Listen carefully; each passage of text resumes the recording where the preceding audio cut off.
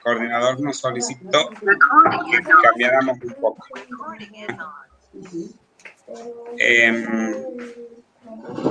Ahora nos voy a volver a mandar un Excel con lo que vamos a trabajar la clase que viene en la demopráctica. Vamos a ver arroz, un poco de cereales y legumbres, y vamos a ver carnes. ¿Ah? Vamos a ver cerdo y ternera el día de la demopráctica. Son recetas fáciles y son relativamente rápidas. Bueno. Hoy vamos a ver aves, específicamente pollo. Así que bueno, me imagino ya están todos conectados. Voy a compartir pantalla y vamos a ir hablando desde un PowerPoint, ¿sí?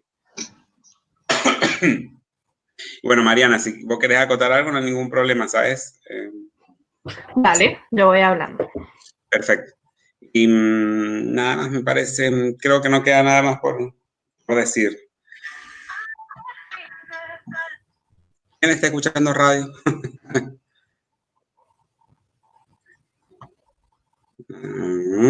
Si puedo. Bueno.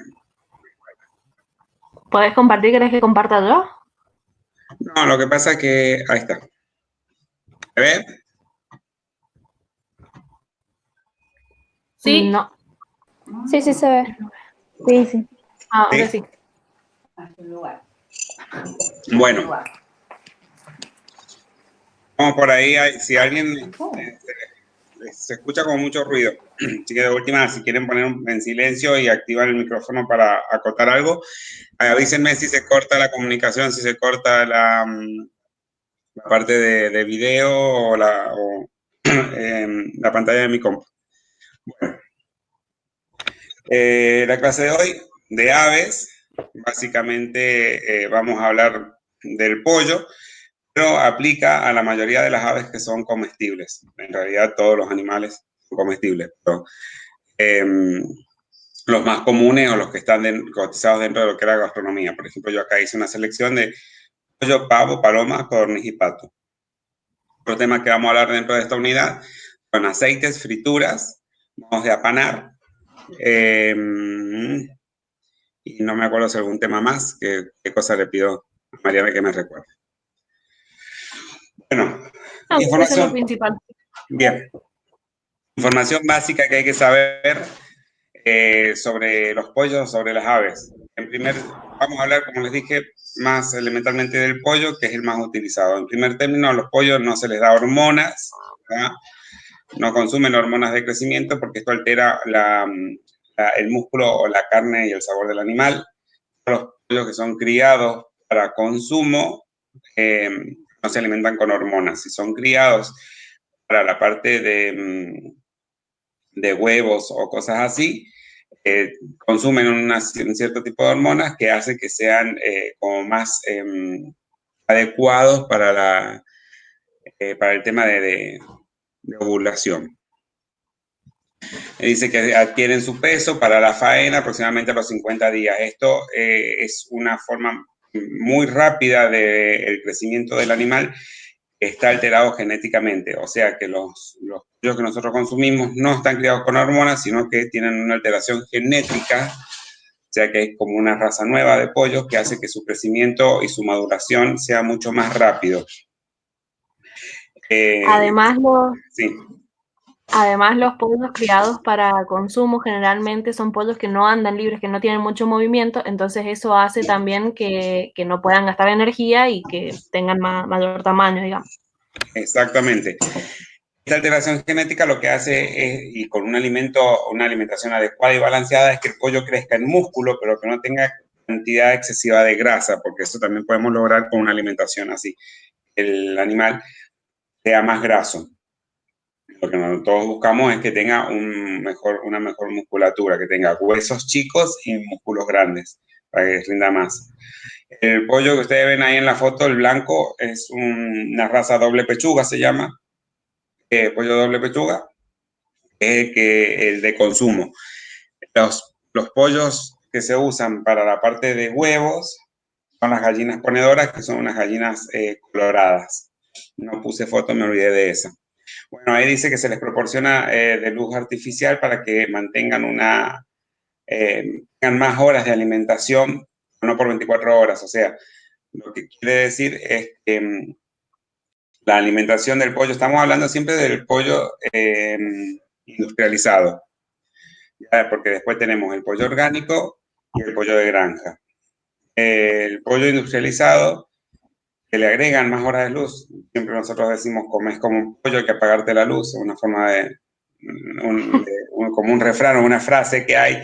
Justamente las aves o los pollos comen durante las horas de luz y duermen cuando baja el sol. Entonces, para que tengan una mayor cantidad de alimentación, y más en el caso de que estén en galpones o de que sean en la temporada de invierno, le agrega luz artificial para que sigan alimentándose por un par de horas más. Justamente, uno de los pensamientos tradicionales es que tienen luz durante las 24 horas. Eso no es verdad, porque si nosotros lo tenemos en alimentación durante 24 horas, obtenemos un animal graso, y no es lo que se busca. Lo que se busca es un grano. ¿Ah? Dentro del pollo industrial, bueno, la alimentación que tienen justamente es con lo que es alimentos balanceados industrializados. Tienen complejos vitamínicos y proteínicos para que el pollo crezca de forma más eficiente, o sea, más rápido y con mejor músculo. A lo mejor las fotos o las que he puesto no sean un poquito chocantes, pero bueno, esa es la forma industrial de faenar pollos.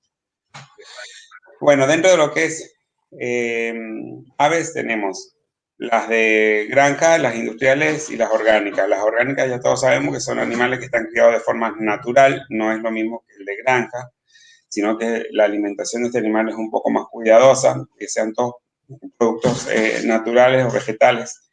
El pollo es granívoro, las aves son granívoras, o sea, comen granos, comen insectos y algunos gusanos. Más de eso. Entonces son animales que están alimentados, los orgánicos están alimentados desde la naturaleza, sin alimentos balanceados. Los de granja, en diferencia con los orgánicos, suelen tener una alimentación un poco más equilibrada entre lo natural y lo industrial, o sea, comen alimentos balanceados y en la última etapa se les suele dar maíz para que tenga otro tipo de sabor y color. Pero los de granja y los orgánicos no contienen ningún tipo de complejos vitamínicos como los que tienen los industriales. La raza de estos pollos suele ser una raza un poco más tradicional y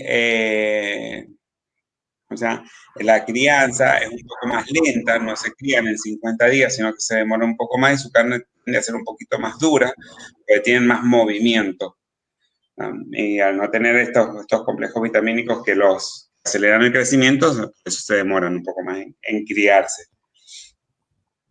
En el momento del ahora está de moda sí, la crianza de gallinas libres de jaulas, que es una movida un poco de concientización para el tema de los orgánicos y demás, pero ahora está muy de moda eso, también la crianza de gallinas libres de jaulas. Justamente, lo que es libre de jaula o todo tipo de animal que esté libre de una jaula, de un corral, de un chiquero, de un lugar cercado, tu carne va a ser un poco más fibrosa y resistente y va a tener un poco más de sabor también, un sabor más fuerte. Porque tienen más movimiento. Es justamente lo mismo que veíamos con las vacas. La crianza de la vaca es en corrales, por así decirlo, en establos. Va a ser una carne mucho más suave, con mayor tenor graso y menos fibrosa. A lo mejor el músculo es más chico. Bueno, lo mismo pasa con las gallinas o las aves que están criadas fuera de jaulas o de gallineros. Bueno, ahí un poco habla del faenado, que dice, es indistinto si el pollo es macho o es hembra, los dos se consumen. Me faltó una S ahí, perdón, no lo he corregido. Justamente es indistinto, macho de hembra, al momento de del consumo, los dos son faenados de la misma forma, suelen ser criados por separado, porque el macho demora un poco más que la hembra en criarse, pero los dos son aptos para el consumo. Se suelen faenar antes que lleguen a la madurez completa, que es cuando tienen una reacción orgánica y cambian su sabor, su textura, todo eso. Los pollos, bueno, ahí está. Otra de las teorías que suele tener la gente es que a los pollos se les inyecta agua antes de venderlos, o sea, en el momento de faenado, cuando van a congelar o cuando van a refrigerar. Y en realidad, el pollo al momento de ser sacrificado lo que necesita es su carne, porque es una carne altamente contaminante, muy fácil contaminación. Lo que necesita es ser enfriado muy, muy rápidamente. Ese rango de enfriamiento debe ser lo más corto posible. Así que para enfriar se utilizan el método de sumergir en agua, ¿sí? O el método de aire frío. De aire frío es por abatidores, se llaman las máquinas, cargan un aire helado a grados bajo cero.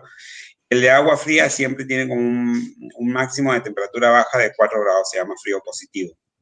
Es la forma de enfriamiento de sumergir en agua. No es un método erróneo, es un método aprobado por el Código Alimentario Argentino, pero bueno, justamente luego de enfriarlos necesitan ser escurridos lo más posible. Siempre que se hace un enfriamiento sumergidos en agua fría, el músculo va a absorber agua y bueno, gana un 20% de su peso en agua. Y si no se dejan escurrir bien, como se ve en la imagen, también queda agua guardada y bueno, cuando se congelan para transporte, esa agua queda ahí dentro de lo que es el animal. Dice que se deben escurrir luego de enfriado, agarrado desde el cogote y no desde las patas, porque desde el cogote escurre bien el agua y no queda guardada entre la piel y la carne. En cambio, si se escurren como se ve en la foto, el agua queda contenida como en el saco de piel y eso es lo que después, cuando uno descongela el pollo o lo va a cocinar que larga mucha agua, ese es el agua que nosotros vemos. ¿Alguna duda? ¿Seguimos bien? Perfecto. Bueno, acá rápidamente vemos un poco lo que es cocciones del pollo y de otras aves. Bueno, y aquí justamente les agregué porque no estaba en las diapositivas anteriores, dice algo a tener en cuenta, el pollo amarillo tiene ese color porque se lo alimenta en su última etapa con maíz. No solamente es amarillo, recuerden que todo lo que consumen da sabor a la carne y justamente algo muy preciado para la crianza, para el pollo, para las aves, es alimentarlos con maíz, que puede ser un maíz rojo o un maíz amarillo. Lo que hace es darle mayor color y mayor sabor. Tiene un sabor más intenso el pollo, y en la cultura nuestra, en la cultura argentina o latinoamericana, es más apreciado el pollo amarillo. En la cultura europea es más apreciado el pollo blanco. Es una cuestión de costumbres, nada más. Incluso en una granja de una zona de Europa, no recuerdo bien puntual, yo me les paso el link para que lo vean, las gallinas o los pollos son alimentados con ajíes picantes, entonces la carne tiene un sabor más rojiza y tiene una cierta picantez, igual que el huevo que ponen esas gallinas, es más rojo y es picante. Se busca de forma natural alterar un poco estas cosas. Es una granja orgánica autosustentable. Muy bueno, está haciendo los trabajos. Se los voy a pasar para que lo vean. Dice, para que la carne de las aves resulte jugosa y de consumo seguro, la temperatura de cocción debe ser la siguiente. Bueno, con respecto a la cocción de los animales, de las aves, tienen un solo punto de cocción, que es el bien cocido. Porque las aves tienen, a ver, aguántenme un segundo. Las llaves están allá en el taller. Bueno, mil disculpas, chicos. Me estaban buscando las llaves. Bueno, respecto a la cocción de las aves tienen que tener un solo punto de cocción, que es el bien cocido o el cocido, porque tienen un peligro de contaminación o intoxicación, que es la salmonela, lo que produce una enfermedad llamada salmonelosis, que es muy parecida a la triquinosis en el cerdo. Y se da normalmente en contaminación por la materia fecal del ave. Bueno, aquí tenemos los distintos puntos de temperaturas de cocción, que son temperatura corazón, para pollo, pavo, pato, codorniz y paloma. Para la pechuga y para la patamuslo va a variar un poco el punto de cocción, porque la pechuga no tiene hueso y tiende a ser una carne más seca. Entonces su punto de cocción es un poquito más bajo, 66 grados centígrados. Incluso también varía del tamaño, ¿no? Y bueno, y para la pata muslo que tiene hueso, todas las carnes que contengan hueso siempre va a costar un poco más que lleguen al punto de cocción. Entonces son de 72 grados aproximadamente. En codorniz y palomas entre 50 y 62. Si ustedes un poco analizan las temperaturas de cocción que tienen las aves con respecto a la carne de vaca y de cerdo en el punto cocido, el de las aves va a ser un poco más bajo porque se secan muy rápidamente. Aparte que las piezas de carne suelen ser más chicas. Bueno, ahí vemos un poco, para los que no lo conocían, hace un montón que no veo por acá en San Juan, pero pueden ver en las granjas pavos. Bueno, son de origen estadounidense, son americanos, ¿ah? No son europeos, hay otras razas en Europa. Bueno, ahí tenemos pavos y pavas o pavitas. Siempre tienden a ser el macho más grande y con más plumaje más llamativo que la hembra. Pero la carne más preciada en este caso es el de las pavitas o el de las pavas. Es un animal que se consume muchísimo en Estados Unidos y en Europa también. Su carne tiende a ser más seca y tiene técnicas de cocciones un poco más específicas. Marian, ¿vos comiste en Estados Unidos pavo? Sí. ¿Y qué onda? Sí, incluso es, como vos decís, un poco más seca, pero bueno, también depende de cómo se prepara. Y por ejemplo, en Disney, una de las opciones de comida era la patita de pavo, la vendían asada y bueno, podías ir comiendo la patita de pavo como un snack, digamos.